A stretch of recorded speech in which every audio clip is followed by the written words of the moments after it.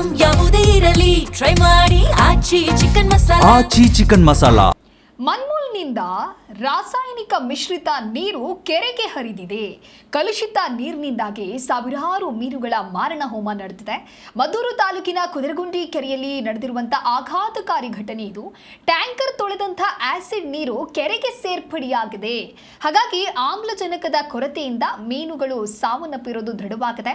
ಆರ್ಥಿಕ ಸಂಕಷ್ಟಕ್ಕೆ ಸಿಲುಕಿದ್ದಾರೆ ಮೀನುಗಾರರಿಂದ. ಪರಿಹಾರಕ್ಕೆ ಇದೀಗ ಮನವಿಯನ್ನ ಮಾಡಲಾಗಿದೆ. ಒಟ್ಟಾರೆ ಹರಾಜು ಮೂಲಕ ಗುತ್ತಿಗೆ ಪಡೆದಿದ್ದಂಥ 77 ಎಕರೆ ಕೆರೆ ಅದು 9.27 ಲಕ್ಷಕ್ಕೆ ಗುತ್ತಿಗೆಯನ್ನು ಪಡೆದಿರ್ತಾರೆ KB ಶಿವಣ್ಣ. ವಾರದಿಂದ ಇದ್ದಕ್ಕಿದ್ದಂತೆ ಮೀನುಗಳು ಸತ್ತು ತೇಲ್ತಾ ಇರತ್ತೆ.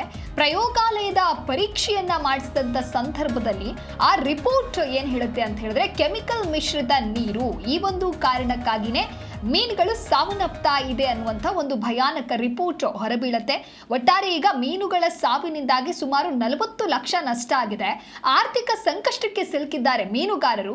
ಮೀನುಗಾರರಿಗೆ ಏನಾದರೂ ಪರಿಹಾರವನ್ನ ನೀಡಿ ಅನ್ನುವಂಥ ಮನವಿಯನ್ನ ಮಾಡಲಾಗಿದೆ. ದೃಶ್ಯದಲ್ಲಿ ನೀವು ಗಮನಿಸ್ತಾ ಇರಬಹುದು, ಆ ಒಂದು ಆಸಿಡ್ ಮಿಶ್ರಿತ ನೀರು ಏನು ಕಲುಷಿತ ನೀರಾಗಿದೆ, ಅದರಿಂದ ಮೀನುಗಳು ಯಾವ ರೀತಿ ಸತ್ತೋಗಿ ಅದೇ ನೀರಿನಲ್ಲಿ ತೇಲ್ತಾ ಇದೆ ಅಂತ.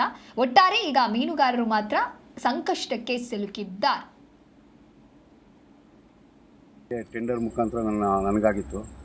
ಆಗಿನಿಂದನೂ ಸಹ ಸ್ವಲ್ಪ ಮೀನು ಸಾಯಿಗೆ ಶುರುವಾಯಿತು. ಏನು ಇದು ಸಾಯ್ತಾ ಇದಲ್ಲ ಅಂತೇಳಿ ಪೊಲ್ಯೂಷನ್ ಡಿಪಾರ್ಟ್ಮೆಂಟಲ್ಲಿ ವಾಟರ್ ಟೆಸ್ಟ್ ಮಾಡಿಸಿದಾಗ ಇದು ಕಲುಷಿತ ನೀರು ಬರ್ತಾ ಇದೆ, ಎಲ್ಲಿಂದ ನೀರು ಬರ್ತದೆ ಅಂತ ಹೇಳೋರು. ಈಗ KMF ಫ್ಯಾಕ್ಟ್ರಿಯಿಂದ, ಮನ್ಮೂಲ್ ಫ್ಯಾಕ್ಟ್ರಿಯಿಂದ ತೊಳೆದಂಥ ನೀರು ಒಂದು ದಿನಕ್ಕೆ 25-30 ಲಕ್ಷ ಲೀಟ್ರ್ ನೀರು ಹರಿದು ಕೆರೆಗೆ ಬಿಡ್ತಾ ಇದ್ದಾರೆ. ನಾವು ಆ ವಿಚಾರವಾಗಿ ಪಂಚಾಯತಿಗೂ ಕಂಪ್ಲೇಂಟ್ ಮಾಡಿದ್ವಿ. ಮತ್ತು KMF ಮನ್ಮೂಲ್ ಅಧ್ಯಕ್ಷರು ಮತ್ತು ಅಲ್ಲಿ MD ಅವ್ರಿಗೆಲ್ಲ ಹೋಗಿ ನಾವು ಲಿಖಿತ ರೂಪದಲ್ಲೂ ಕೊಟ್ವಿ, ಮೌಖಿಕ ರೂಪದಲ್ಲಿ ಹೋಗಿ ಹೇಳಿ ಅವರು ಎಲ್ಲರನ್ನೂ ಕಳಿಸಿದ್ರು.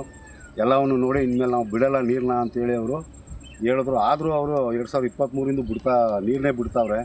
ಈ ಜಾಸ್ತಿ ಕ್ಲೀನಿಂಗ್ ಮಾಡಿದಾಗ ನೀರು ಬಿಟ್ಟಾಗ ಈ ಥರದ ಟನ್ಗಟ್ಟಲೆ ಮೀನುಗಳು ಸಾಯ್ತವೆ. ಈಗ ಸಾಕಷ್ಟು ತೇಲ್ತಾ ಇದೆ ಕೆರೆ ಒಳಗಡೆ ಮೀನೆಲ್ಲ. ಕೆಲವು ಮೀನೆಲ್ಲ ಹಿಡಿದು ತಂದು ಹಾಕಿದ್ದೀವಿ. ಈಗ ಸುಮಾರು ನಮಗೆ ಲಕ್ಷಾಂತರ ರೂಪಾಯಿ ಲಾಸ್ ಆಗಿದೆ. ಬಿಟ್ಟಂಥ ಮೀನು ಮರಿಗಳು ಉಳಿಯಲ್ಲ, ಎಲ್ಲ ಇಷ್ಟೊಂದು ಸಾವಾಯ್ತಾಯಿದೆ. ಇವತ್ತು ಅವ್ರಿಗೆ ನಾನು ಮೀನುಗಾರಿಕೆ ಇಲಾಖೆ ಅಸಿಸ್ಟೆಂಟ್ ಡೈರೆಕ್ಟ್ರನ್ನು ಕರೆಸಿದ್ದೆ, ಅವರು ಬಂದಿದ್ದರು. ಮನ್ಮೂಲ್ ಫ್ಯಾಕ್ಟ್ರಿಯಿಂದನೂ ಸಹ ಅಧಿಕಾರಿ ಶಿವಕುಮಾರ್ ಮತ್ತು ಅವ್ರ ತಂಡ ಬಂದು ಎಲ್ಲನೂ ವೀಕ್ಷಣೆ ಮಾಡ್ಕೊಂಡು ಅವರು ಎಲ್ಲ ಫೋಟೋಸ್.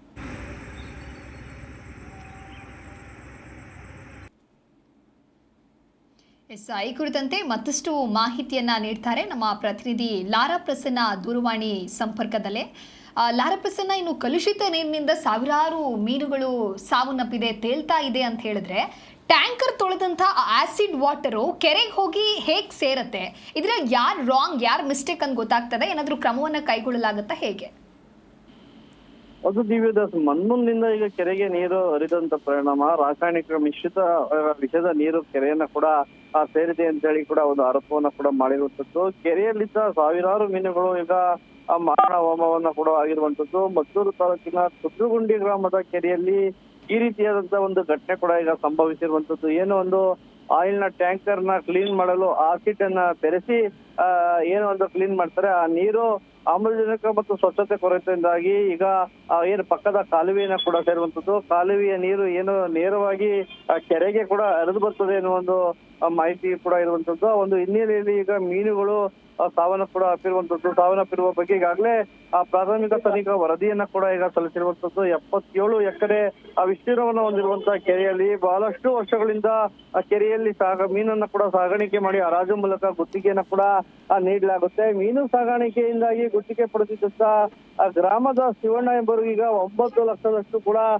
ನಷ್ಟ ಉಂಟಾಗಿದೆ ಎನ್ನುವ ಒಂದು ಆರೋಪವನ್ನ ಕೂಡ ಈಗ ಮಾಡ್ತಾ ಇರುವಂತದ್ದು. ಈ ಬಗ್ಗೆ ಕೆರೆ ನೀರನ್ನ ಪ್ರಯೋಗಾಲಯಕ್ಕೆ ಕೂಡ ಕಳಿಸ್ಕೊಡಿ ಅಂತ ಹೇಳಿ ಕೂಡ ಮನವಿಯನ್ನು ಮಾಡಿರುವಂತದ್ದು. ಜೊತೆಗೆ ರಾಸಾಯನಿಕ ಮಿಶ್ರಿತ ನೀರಿನಿಂದ ಈಗ ಮೀನುಗಳು ಸಾವನ್ನಪ್ಪಿರುವ ಬಗ್ಗೆ ವರದಿ ಕೂಡ ಬಂದಂತ ಹಿನ್ನೆಲೆಯಲ್ಲಿ ಈಗ ಮೀನಿನ ಸಾವಿನ ಸುಮಾರು 40 ಲಕ್ಷ ನಷ್ಟ ಆಗಿದೆ. ಹಾಗಾಗಿ ಪರಿಹಾರಕ್ಕೆ ಈಗ ಶಿವಣ್ಣ ಮನವಿಯನ್ನ ಕೂಡ ಮಾಡ್ಕೊಂಡಿದ್ದಾರೆ. ಇದೇ ರೀತಿ ಕಳೆದ ಬಾರಿಯೂ ಕೂಡ ಆ ಮನ್ಮೂಲ್ನಿಂದ ಏನು ವಿಷ ಮಿಶ್ರಿತ ನೀರು ಕೆರೆಗೆ ಹರಿದು ಬಂದು ಸಾವಿರಾರು ಮೀನುಗಳು ಕೂಡ ಮಾರಣ ಹೋಮವನ್ನ ಕೂಡ ಒಪ್ಪಿದ್ರು. ಆದ್ರೂ ಕೂಡ ಆ ಮನ್ಮೂಲ್ ಎಚ್ಚೆತ್ತುಕೊಂಡಿಲ್ಲ ಅನ್ನೋ ಒಂದು ಆರೋಪವನ್ನ ಕೂಡ ಈಗ ಮಾಡ್ತಾ ಇರುವಂತದ್ದು. Okay, thank you Lara Prasanna ನಿಮ್ಮೆಲ್ಲ ಮಾಹಿತಿಗಾಗಿ.